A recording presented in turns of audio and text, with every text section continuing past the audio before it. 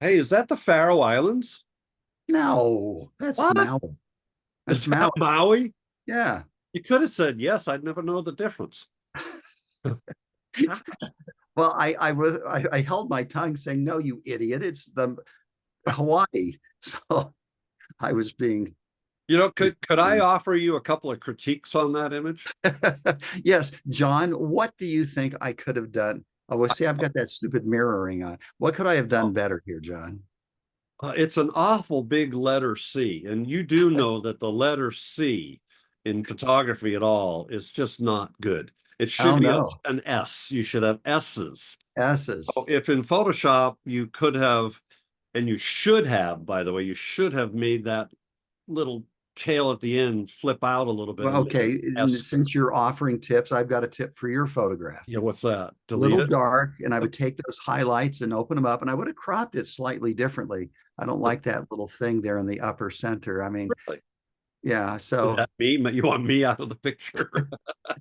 that big round thing in the center of the image. Oh, Hey, that's your but head. it's a good segue, and we may have talked about this, but it seems to come up so frequently, and I think it raises the hair on the back of our necks just a little bit.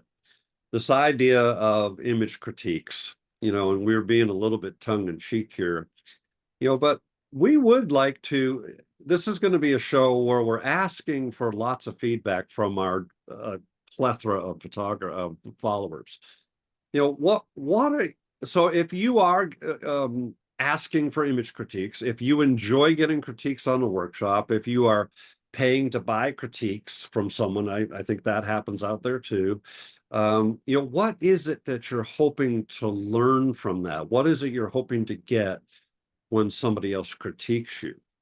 Um, and then, Cole, you and I were chatting recently, and I think we've morphed a little bit, both of us, on the idea of image critiques. I think we've been pretty, hard nosed about, I don't do them anymore. Let's be that hard nosed. I just refuse to do them anymore. Even when a club says to me, "Will you do a critique after you do a lecture?" I say no.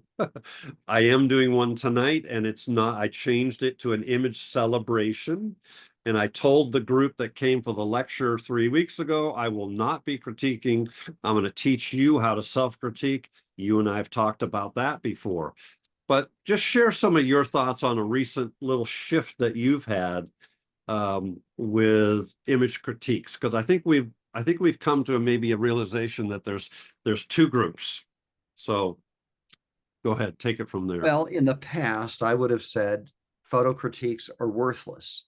They're of no value because they come from the viewpoint or the vision of the reviewer, not yours. Right. And then recently we saw someone doing some critiques, and I started thinking about it. Is there any value in critiques?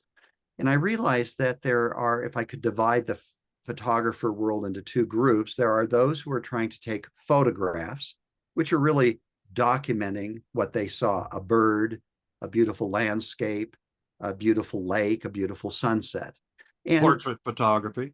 yeah, and then there's the other group who are expressing themselves, the analogy of the image being a diary entry. I It love is that. something that I'm expressing from my heart. And there, I don't see any value in it because that reviewer doesn't know what's in my heart and it doesn't know what I'm trying to express or what I'm trying to feel.